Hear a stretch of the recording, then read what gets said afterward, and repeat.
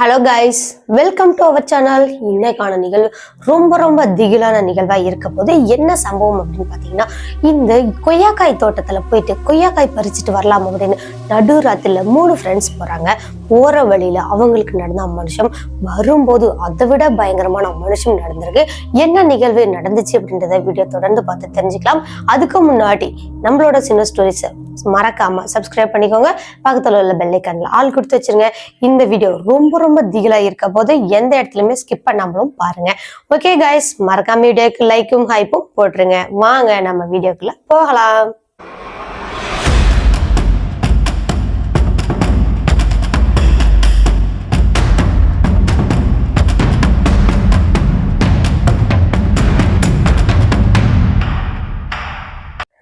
துறையூருக்கு அருகாமையில ஒரு அழகான சின்ன கிராமமாங்க. அந்த கிராமத்துல சக்தி அப்புறம் குரு அப்படின்னு சொல்லக்கூடிய 2 நண்பர்கள் இருந்திருக்காங்க.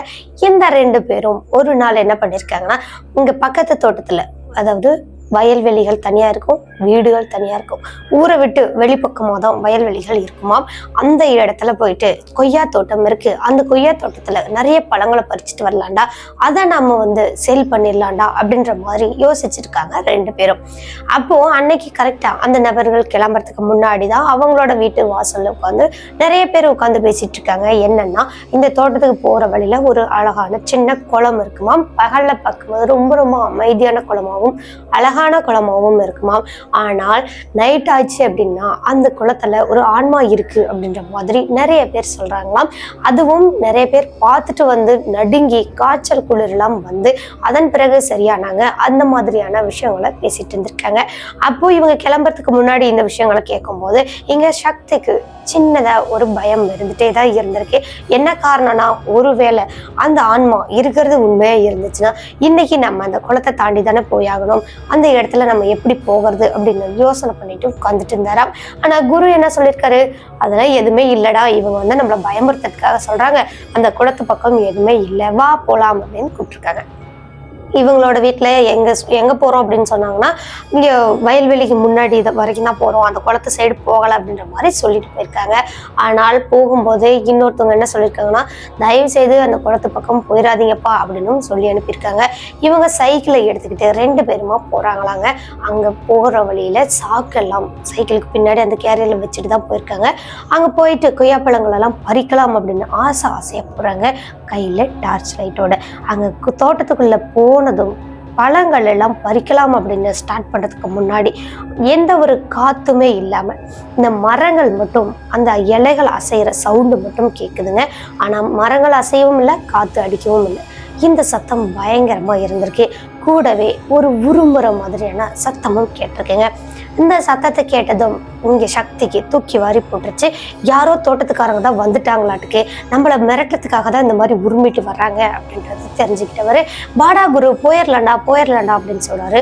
ஆனால் குரு ஒரு மரக்கிளையில உட்காந்து கொய்யாப்பழங்களை பறிச்சுட்டு இருந்திருக்காரு. இப்போ சக்தி என்ன பண்றாருன்னா, மெதுவாக திரும்புறாருங்க. அந்த உருமுறை சத்தம் வர அந்த டைரக்ஷன்ல பார்க்குறாரு. டார்ச் லைட்டை திருப்பி பார்க்குறாங்க. அப்போ அங்கே எதுவுமே இல்லை. டார்ச் லைட்டை ஆஃப் பண்ணிட்டு மறுபடியும் கொய்யாப்பழங்களெல்லாம் பறிக்கிறாங்க. பறிக்கும்போது அதே சத்தம் மறுபடியும் கேட்குது.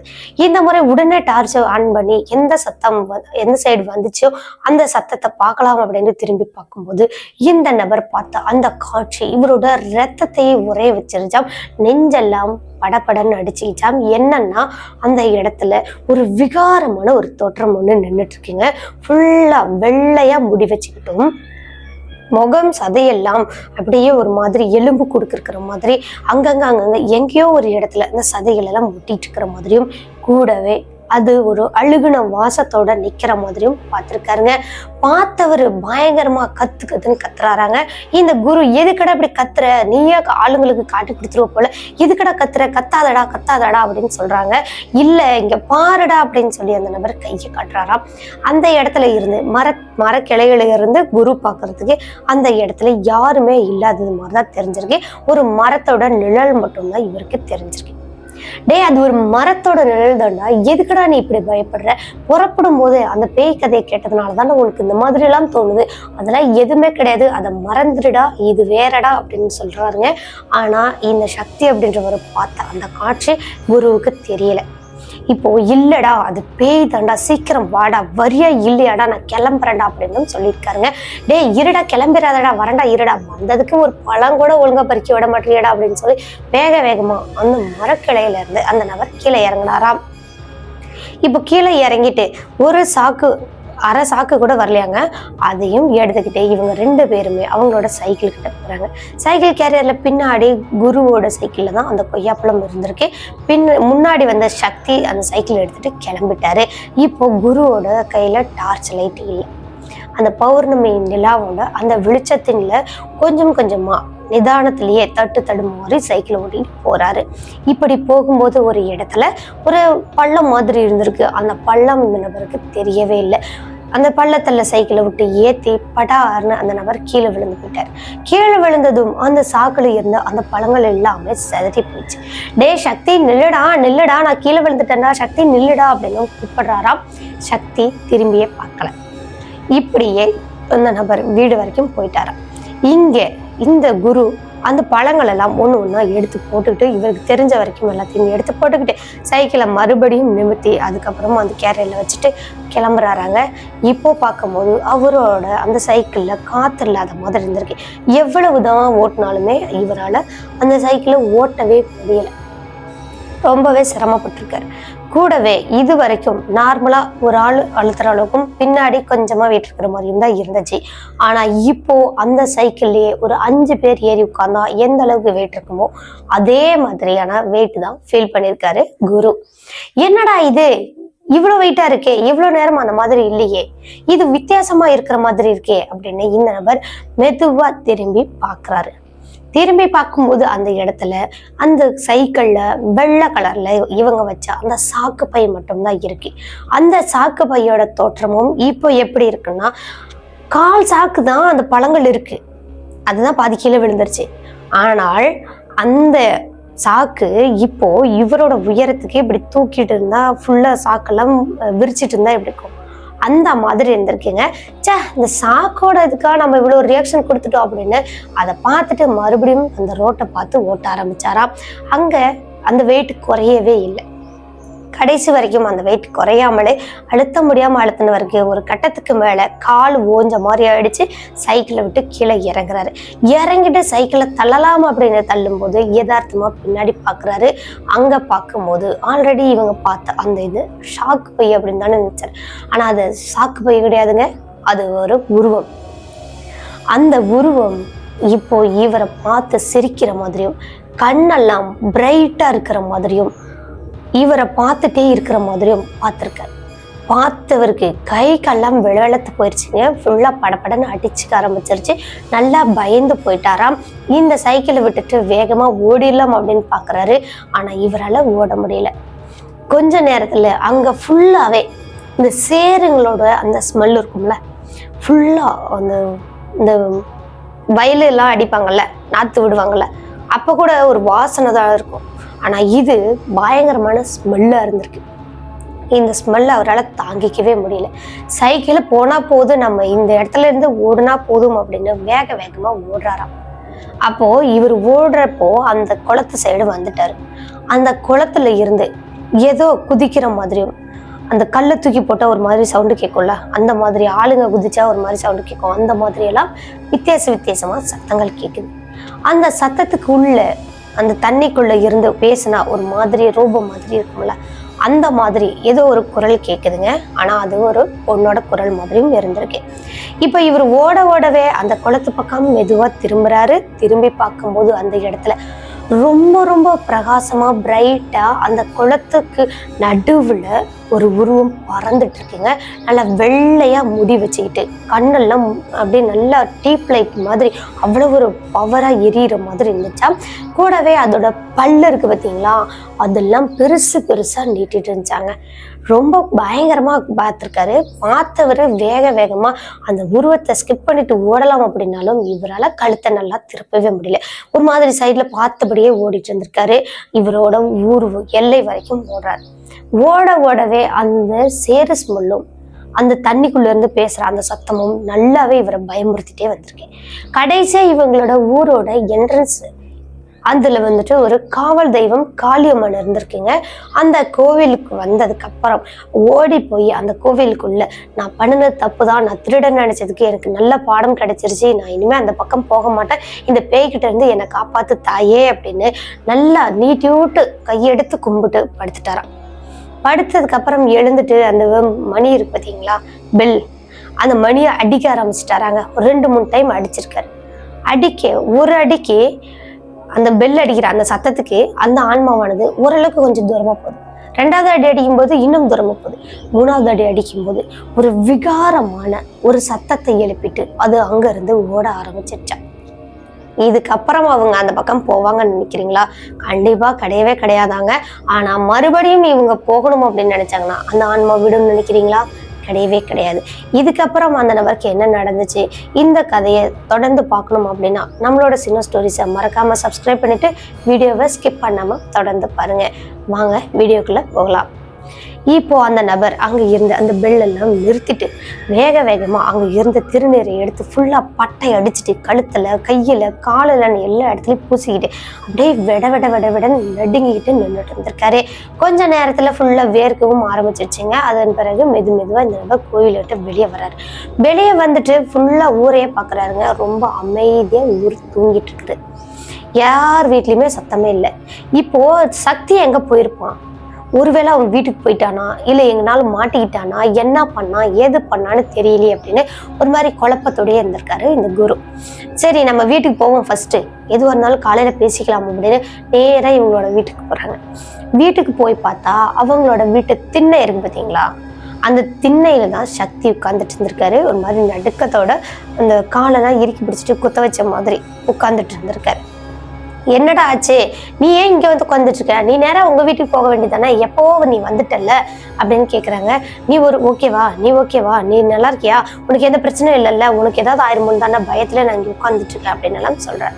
எந்த பிரச்சனையுமே இல்லடா, வாடா உங்க வீட்டுல கொண்டு போய் விடுறேன்டா வாடா அப்படின்னு சொல்லி கூட்டிட்டு சக்தியும் குருவும் பேசிட்டு போறாங்க. டேய் அந்த பேயை நான் பார்த்துட்டேன், ரொம்ப பயங்கரமா இருந்துச்சு, நீ சொன்னது உண்மைதான், நம்ம ஊருக்காரங்க சும்மாலாம் சொல்லன்றா அப்படின்னு பேசிக்கிட்டே இந்த குரு இருக்காரு பார்த்தீங்களா, அவங்கள அந்த சக்தியை கொண்டு போய் அவங்களோட வீட்டுக்கு கூப்பிடுறதுக்கு போயிருக்காரு. இவங்களோட வீட்டு பக்கமா வந்தாச்சு, சக்தியோட வீட்டு பக்கமா வந்தாச்சு. ஒரு 2 வீடு தான் கேப்பு. சரி சக்தி, இதுக்கப்புறம் நீ போ, நான் வீட்டுக்கு போறேன், இதுக்கு மேல நான் இங்க இருந்தேன்னா எங்க வீட்டுல என்ன தேடுவாங்க, நீ வீட்டுக்குள்ள போடா அப்படின்னு சொல்லியிருக்காங்க. அப்போதான் சக்தி என்ன சொல்றாருன்னா, நான் ஏன் வீட்டுக்கு வரல, நான் உன் வீட்டை தேடிதானே வந்தேன், அதுவும் உன்னை தேடித்தானே வந்தேன் அப்படின்னு சொல்லிட்டு ஒரு மாதிரி வித்தியாசமான ஒரு கரகரப்பான குரல்ல ஒரு மாதிரி பேசியிருக்காரு. பேசினதும் இந்த நபர் வெளவெளுத்து போயிட்டாரு, நல்லா நடுங்கி போயிட்டாரு, கொலையெல்லாம் நடுங்கி போயிடுச்சு. கொஞ்ச நேரத்துல அந்த சக்தியோட உருவம் அங்க இருந்து மறைஞ்சும் போயிடுச்சு. மறைஞ்சு போனதுக்கு அப்புறம் இந்த நபருக்கு மயக்கமே வர மாதிரி ஆயிடுச்சாங்க. நல்லா பயந்து போயிட்டாரு. ஐயோ என்னடா இது, நம்ம இப்படி வந்து மாட்டிக்கிட்டோமே, இது சக்தி கிடையாதா, அப்போ சக்தி எங்க போயிருப்பான், அவனுக்கு ஏதாவது ஆகியிருக்குமோ அப்படின்னு எல்லாம் பயந்து உடம்பெல்லாம் ஒரு நிமிஷத்துல புல்லரிச்சு போச்சான், மேலெல்லாம் சிலிர்த்து போயிடுச்சான். அதன் பிறகு இங்க நின்னோம் அப்படின்னா நமக்கு இன்னும் ஆபத்தாயிருமோ அப்படின்ட்டு வேகமா அவங்களோட வீட்டுக்கு வராங்க. வீட்டுக்கு வந்துட்டு அந்த வாசப்படியிலேயே கையை காலெல்லாம் கழுவி முகமெல்லாம் கழுவிட்டு அதுக்கப்புறம் மெதுவா கதவை திறந்து பாக்குறாங்க. கதவு லாக்கில் இருக்கு. அம்மா கதவை தரமா அப்படின்னு சொல்லி கத்துறாங்க. கதவை திறக்கவே இல்லை. கூடவே இவங்களோட வீட்டுக்கு பக்கத்துல ஒரு சின்ன கேப், ஒரு சந்து, அடுத்த வீட்டுக்கும் இவங்களோட வீட்டுக்கும் இடையில சந்து. அந்த சந்துக்குள்ள யாரோ திபிர்னு ஓடுற மாதிரி இருந்திருக்கு. எங்கடா இந்நேரத்துல யாரா ஓடுறது, ஒரு மாதிரி யாரும் ஓடுற மாதிரி இருக்குதே அப்படின்னு சொல்லிட்டு வேகமா இந்த நபர் அவங்களோட திண்ணையில இருந்து சந்தை எட்டி பார்க்குறாங்க. அங்க பார்த்தா ஒரு ஆள் போற மாதிரி இருந்திருக்குங்க. அந்த நபர் வந்து யாரு என்னன்னே தெரியல, ஃபுல்லா கருப்பா இருட்டா இருக்கிறதுனால அவங்களுக்கு யாருன்னே தெரியல. ஆனா ஓடின நபர் இவங்க எட்டி பார்த்ததும் அதே இடத்துல நின்றுட்டாங்க. யாரா இருந்தாலும் ஓடி இருக்கணும் இல்லையா, ஆளுங்க எட்டி பாக்குறாங்க அப்படின்னு. ஆனா இவங்க அங்கேயே நிக்கிறாங்களே, ஒருவேளை பக்கத்து வீட்டுக்காரராக தான் இருக்குமோ, ஒருவேளை அங்க போய் ரெஸ்ட் ரூம் போறாங்களோ அப்படின்ற மாதிரிலாம் இவர் நின்று பார்த்துட்டே இருந்திருக்காருங்க. யாருமே இல்லையாங்க, அது அசைய கூட இல்லையாங்க, அப்படியே சிலை மாதிரி அப்படியே நிக்குதாங்க. ஒரு மனுஷனா இருந்தா கூட அந்த பக்கம் இந்த பக்கம் திரும்புவான், அந்த பக்கம் இந்த பக்கம் அசைவான். ஆனா அது அசைவும் இல்லை, திரும்பவும் இல்லை, எந்த ஒரு ரியாக்ஷனும் கொடுக்கவே இல்லை, அப்படியே நின்றுட்டு இருந்திருக்கு 1/2 மணி நேரம். அப்போதான் நல்லா பயம் எடுத்திருக்கு இந்த நபருக்கு. வேக வேகமா ஏமா கதவு தரமா, ஏமா கதவு தரமா அப்படின்னு கதவை படார்னு போட்டு அடிச்சிருக்காரு. ஆனா அவங்களோட அம்மா கதவை திறக்கவே இல்லை. கடைசியா இதுக்கப்புறம் முடியாதடா சாமி அப்படின்னு வேகமா 2 தட்டு தட்டிருக்காருங்க. அதுக்கப்புறம் அவங்களோட அம்மா திடுக்குன்னு எந்திரிச்சு என்னடா ஏதோ சத்தம் கேட்குது, தட்டுற சத்தம் கேட்குது அப்படின்ட்டு வந்து அந்த கதவை திறந்து பார்த்திருக்காங்க. அப்போதான் குரு அங்க இருந்திருக்காரு. டேய், நீ இப்பதான் வரியா? அப்ப இதுக்கு முன்னாடி வந்தது யாரா? ஒரே ஷாக்கா இருக்கே அப்படின்னு சொல்லிட்டு இவங்களோட அம்மா கதவை திறந்து விட்டுட்டு வாடா உள்ள அப்படின்னு சொல்லி கூப்பிட்டுட்டு உள்ள போறாங்க. குருவோட அந்த கட்டில பாக்குறாங்க. அங்க பார்க்கும்போது யாருமே இல்லை. அவங்களோட அம்மா மிரண்டு போயிட்டாங்க.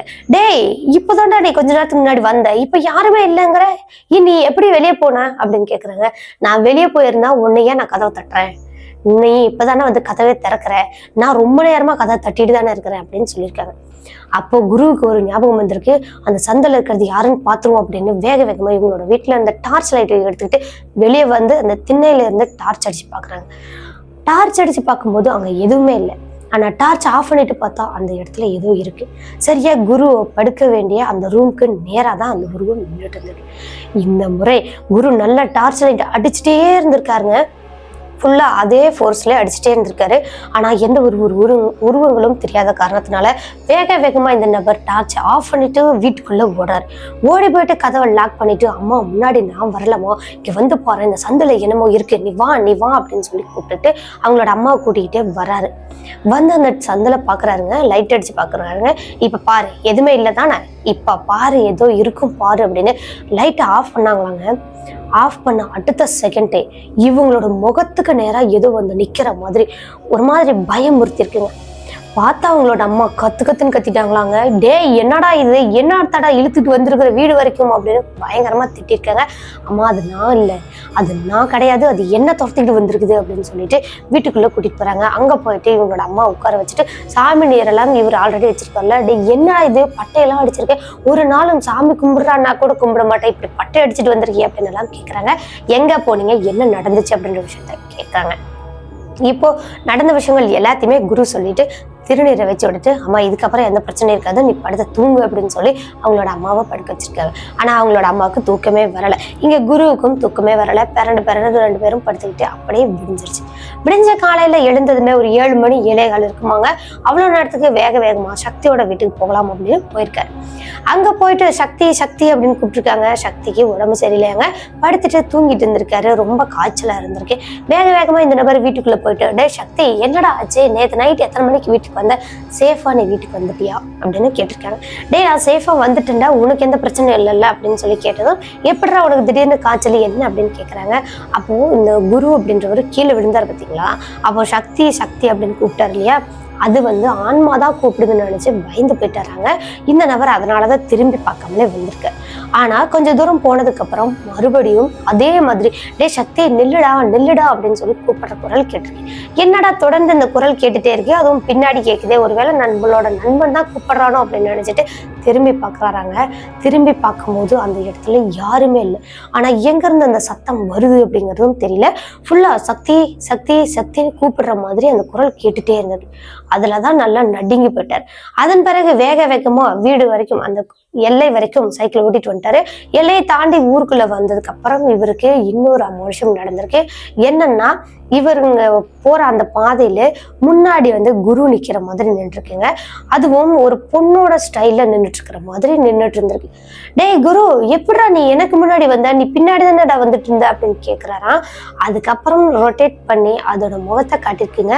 அது வேற யாருமே இல்லை, ஆல்ரெடி அந்த குளத்து பகுதியில இந்த குரு பத்தர் பார்த்தீங்களா, அதே மாதிரியான உருவம் தான் அங்க நின்றுட்டு இருந்திருக்கு.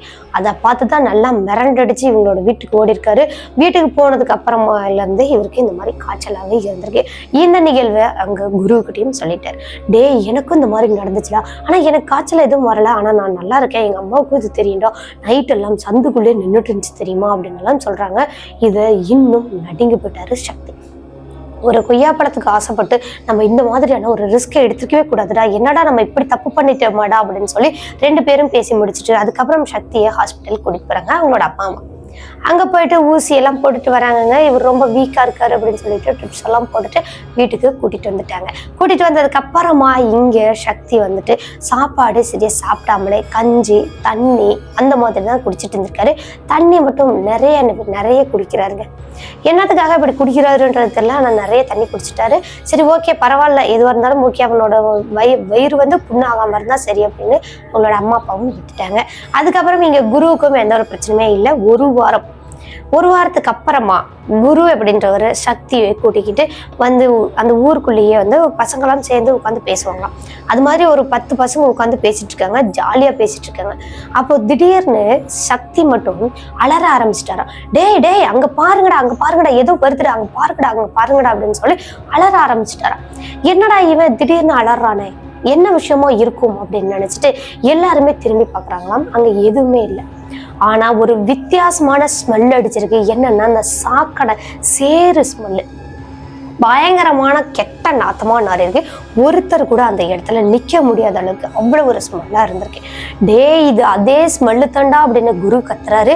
இங்க சக்தியே ஆஹா நான் இங்க நிக்க மாட்டேன்டா அப்படின்னு சொல்லி வேகமா வீட்டுக்கு ஓடியே சேர்ந்துட்டாராம். அதுக்கப்புறம் அங்க சுத்தி இருந்த அந்த நண்பர்களுக்கெல்லாம் எதுவுமே தெரியல, எதுக்காக இவங்க இப்படி ஓடுறாங்க என்னன்னே தெரியல. எங்கேயோ சாக்கடை வந்து ஃபுல் ஆயிடுச்சு, அந்த ஸ்மெல்லு தான் வருது அப்படின்னு நினைச்சிட்டு இவங்க அதை பெருசுப்படுத்தாம உட்காந்து பேசிட்டு இருந்திருக்காங்க. அடுத்த நாள் காலையில வராங்க. வந்ததுக்கு அப்புறம் அந்த ஃப்ரெண்ட்ஸ் எல்லாம் என்ன நடந்துச்சு ஏதெல்லாம் கேட்குறாங்க. இவங்க 2 பேத்துக்கும் நடந்த அந்த விஷயங்களை சொல்லியிருக்காங்க. சொன்னதுக்கு அப்புறம் அது வேற யாருமே இல்லடா, அந்த சிவகாமி அக்கா விழுந்து செத்தாங்கல்ல, அந்த அக்காவோட பேய் தாண்டா அங்க இருக்குதுன்னு சொல்றாங்கடா, நிஜமாலும் அதுவா தான் இருக்குமாடா அப்படின்னு கேட்குறாங்க. அது ஆணோ பொண்ணோ அதெல்லாம் எங்களுக்கு தெரியாதுடா, ஆனா அந்த குளத்து பகுதியில பேய் இருக்கிறது உண்மைதான்டா, நீங்க யாரும் போயிடாதீங்கடா அப்படின்னு சொல்லி இவங்க எல்லாருக்குமே அட்வைஸ் கொடுத்துட்டு இருந்திருக்காங்க. இவங்க 2 பேரும் என்னடா இது, இவனுக்கு 2 பேருமே இப்படி சொல்றானுங்களே, 2 பேரும் அதிகமா அந்த பேயோ சாமியோ நம்ப மாட்டானுங்க, இவனுங்களே சொல்றாங்கன்னுங்களே, உண்மையாதான் இருக்குமா, அதை நாமளும் போய் பார்க்கலாமா அப்படின்னு அதுல 2 பேர் கேட்கறாங்க. இப்போ அவங்க 2 பேத்துக்கும் சேர்த்து இவங்க என்ன சொல்றாங்கன்னா, போயிடாதீங்க, தேவையில்லாத பிரச்சனை மாட்டிக்காதீங்கன்னு சொல்லிட்டு 2 பேரும் வீட்டுக்கு போயிட்டாங்க. ஆனால் அந்த குரூப்ல இருந்த சில ஆர்வ கோளாறுங்க என்ன பண்றாங்கன்னா, நாமளும் போய் பார்ப்போம் அப்படின்னு நினைச்சிட்டு சரியா மதியம் 12 மணிக்கு போய் நின்று இருக்காங்க. அங்க இங்க வண்டிகள்லாம் போய்கிட்டு வந்துகிட்டு தான் இருந்திருக்கு. ஆனால் இவங்க நைட்டு அதே ஸ்மெல்ல பார்த்தாங்கல்ல, இப்போ கரெக்டா அந்த குளத்துக்கரையில உட்கார்ந்துட்டு இருக்கிறாங்க, அங்கேயும் அதே ஸ்மெல்லு அடிக்குது. இது வரைக்கும் நார்மலா அந்த புகைங்க, அதுக்கப்புறம் இந்த வண்டி ஹாரன் சவுண்டு இந்த மாதிரி தான் இருந்தது. திடீர்னு அதே ஸ்மெல் அடிக்க ஆரம்பிச்சிச்சு. அப்புறம் வழக்கத்துக்கு மாறா அந்த குளத்துல தொப்புன்னு ஏதோ குதிக்கிற மாதிரியும், சிலர் நீச்சல் அடிச்சா ஒரு மாதிரி சவுண்டு கேட்கல, அந்த மாதிரியான சத்தமும் கேட்க ஆரம்பிச்சிருக்கு. இது என்னடா இது, குளத்துக்குள்ள யாருமே இல்லையே, திடீர்னு ஏதோ ஸ்மெல் அடிக்குது, என்னென்னமோ பண்ணுது அப்படின்னு சொல்லி திரும்பி பாக்குறாங்களாம். குளமே ரொம்ப அமைதியா இருக்கு. ஆனா அந்த சத்தங்கள் மட்டும் இவங்களால நல்லா உணர முடிஞ்சிருக்கு. ஒருவேளை அவனுங்க சொன்னது உண்மையா கூட இருக்குண்டா, வாங்கடா இங்க இருந்து ஓடி போயிடலாம் அப்படின்னு சொல்லிட்டு அத்தனை பேரும் அந்த இடத்துல இருந்து ஓடி வந்துட்டாங்களாம். ஓடி வந்து மூச்சு வாங்க ஊருக்குள்ள வந்துட்டு அந்த குருவை பார்த்து சொல்றாங்க, மதிய டைம்லயே கூட அந்த மாதிரி நடக்குதுடா, அதை யாரும் அதிகமா கவனிக்காததுனாலதான் நைட்ல மட்டும் நடக்குதுன்னு சொல்லியிருக்காங்கடா, உண்மையாலுமே நாங்க போய் பார்த்தோம், எங்களுக்கு இந்த மாதிரி நடந்துச்சுடா அப்படின்ற விஷயத்த அவங்கள்ட்ட ஷேர் பண்ணிருக்காங்க. அதுக்கப்புறம் அவங்களோட அம்மா கிட்ட குரு சொல்றாங்க, மதியத்திலயும் இப்படிதான் நடக்குதாமா அப்படின்னு சொல்றாங்க. அப்போதான் அவங்களோட அம்மா என்ன சொல்றாங்கன்னா, அந்த சிவகாமி அப்படின்றவங்க அந்த குளத்துல விழுந்து இறந்து போயிட்டாங்க. அவங்களோட ஆன்மா தான் அங்க இருக்கு. ஆனா அவங்க இறந்த புதுசுல எல்லாம் நிறைய பேர் அந்த பக்கம் போவாங்க வருவாங்க, அந்த குளத்தங்கரையில உட்காந்து பேசுவாங்க. அங்க ஒரு பெரிய மரம் இருக்குமா, அந்த மரத்தடியில உட்காந்து தாயம் விளையாடுறது அந்த மாதிரியான விஷயங்கள் எல்லாம் பண்ணிட்டு இருந்திருப்பாங்களாட்டுக்குங்க, சீட்டு விளையாடுறது அந்த மாதிரிலாம் பண்ணிட்டு இருந்திருப்பாங்களாட்டு. இந்த மாதிரியான அமானுஷ சம்பவங்கள் திடீர்னு யாரோ பேசுற மாதிரி குரல் அலற மாதிரியான அந்த சத்தங்கள் எல்லாம் கேட்கதான் அந்த இடத்த விட்டு யாரும் போகிறதுக்கு ரொம்ப பயந்து போயிட்டு ஊர் எல்லையிலயோ ஊருக்குள்ளேயோ தான் எல்லாம் உட்காருவாங்களாம். அந்த குளத்தங்கரை பக்கம் போறது கிடையாது அப்படின்ற மாதிரி குரு கிட்ட அவங்களோட அம்மா சொல்லியிருந்திருக்காங்க. அப்பாடா எப்படியோ நம்ம தப்பிச்சோமா, நமக்கு எந்த ஒரு பிரச்சனையுமே இல்லாம இருக்குதுல்ல, அதுவே சந்தோஷம் அப்படின்னு சொல்லிட்டு இந்த நிகழ்வை குரு அப்படின்றவங்க நமக்கு சொல்லியிருக்காங்க. அவங்களோட ஆர்வ கோளாறுங்க செஞ்ச காரியத்தையும் இவர் போயிட்டு அந்த கொய்யாப்பழம் பிச்சுட்டு வரலாம் அப்படின்னு சொல்லி போனா அந்த விஷயத்தையும் நினைச்சா இப்போ கூட எனக்கு ரொம்ப பயமா தான் இருக்கு. அந்த அளவுக்கு பயங்கரமான ஒரு உருவத்தை நான் பார்த்தேன். என்னோட வாழ்க்கையில இதுக்கப்புறம் அந்த மாதிரி உருவத்தை பார்க்கவும் கூடாது, இனிமேல் யாரும் அந்த உருவத்தை பாத்திரவும் கூடாது அப்படின்றது எனக்கு ஒரு ஆசை அப்படின்ற மாதிரி இந்த நிகழ்வை குரு அப்படின்றவங்க சொல்லியிருக்காங்க. இந்த வீடியோ எப்படி இருந்துச்சுன்னு மறக்காம கமெண்ட் பாக்ஸ்ல கமெண்ட் பண்ணுங்க. வீடியோ பிடிச்சிருந்தா லைக் பண்ணுங்க, ஷேர் பண்ணுங்க. மறக்காம நம்மளோட சினோ ஸ்டோரிஸை சப்ஸ்கிரைப் பண்ணிக்கோங்க. ஹைப் அப்படின்ற ஆப்ஷனையும் கிளிக் பண்ணி விட்டுருங்க. ஓகே கைஸ், இது மாதிரியான பயங்கரமான சம்பவங்கள்லாம் உங்களுக்கோ அல்லது உங்கள் ஃப்ரெண்ட்ஸ் அண்ட் ரிலேட்டிவ்ல யாருக்காவது நடக்குது அப்படின்னா அதை நம்மளோட சேனலில் வீடியோவாக பார்க்கணும் நீங்கள் ஆசைப்படுறீங்கன்னா என்னோட வாட்ஸ்அப் நம்பருக்கு நீங்கள் வாய்ஸ் நோட்டாக சென்ட் பண்ணிக்கலாம். கண்டிப்பாக அந்த நிகழ்வை நம்மளோட சேனலில் வீடியோவாக பார்க்க முடியும். ஓகே கைஸ், மீண்டும் ஒரு திகிலான பயங்கரமான ஹாரரான சம்பவத்தோட அடுத்த எபிசோட்ல சந்திக்கிற வரைக்கும் உங்களிடமிருந்து விடைபெறுகிறேன். உங்கள் சினோ ஸ்டோரிஸில் நான் உமா. டாடா பாய்.